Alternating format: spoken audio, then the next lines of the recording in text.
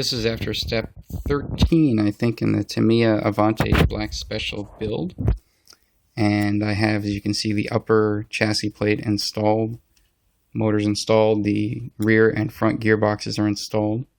I wanted to show the inside of the gearbox before closing it up with the gear cover.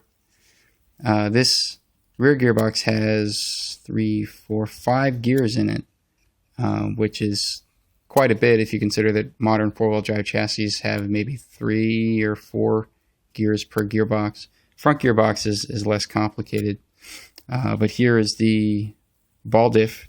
The Avante 2011 I think comes with gear diffs. This comes with ball diffs, front and rear, and the ball diffs are pretty interesting. And it's a standard Tamiya ball diff as far as the internals go. You know, you have your ball diff here, and then here's your thrust bearing that you have to build this. But the outdrives are this weird kind of shape. It's actually a 2-piece outdrive. Both pieces are metal, by the way. And what happens is when you finish with the ball diff, you put the outer piece on. This looks familiar, I'm sure. And then this connects to this piece with the bearing, and you use that to tighten the diff. And then you actually have to take those end pieces off to install the ball diff. And then you put the end pieces back on. This is for the front gearbox. The cover, I'm sorry, that's for the rear gearbox. For the front one, there's also a cover on the bottom. So for both of them, the ball diffs go in from the bottom up. And so this one covers on the bottom, screwed in with 4 screws, right? Let's cover over here. Let's see.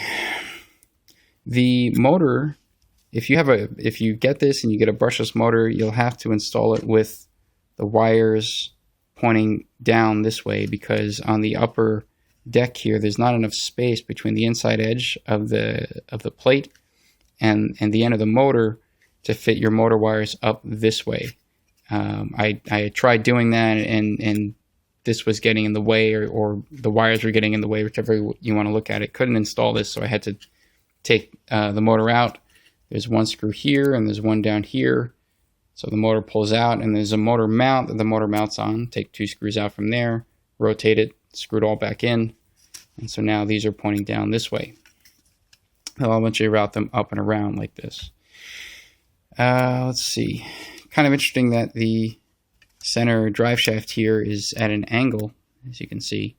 It's not flat like in modern chassis. Not entirely sure why they did it that way. Maybe because this spur gear is so large, and the way the gearbox was designed, they probably did their best to try to keep the center of gravity low by making this go down at an angle toward the front. That's my guess.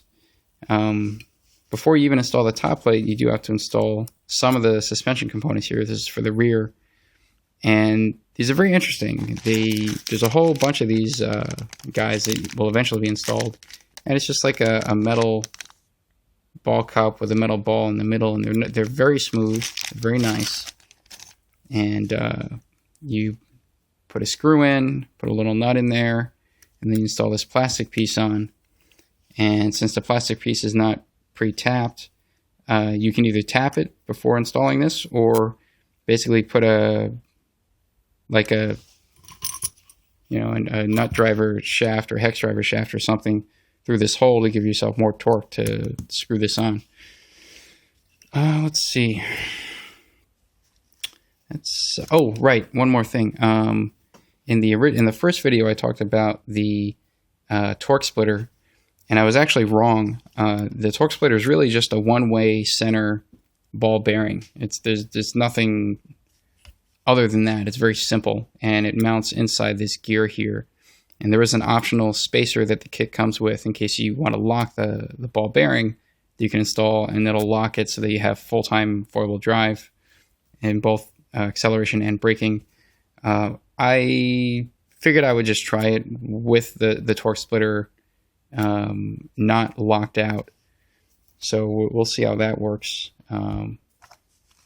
Yeah, so that's pretty much it for now. And I will go through the next couple of steps, which involve, of course, putting the rear gearbox cover on, starting with the rear shock towers, and then I guess some of the rear suspension components, the rear stabilizers, the trailing arms, you know, a couple odds and ends here. And then in time I'll make another video. Okay.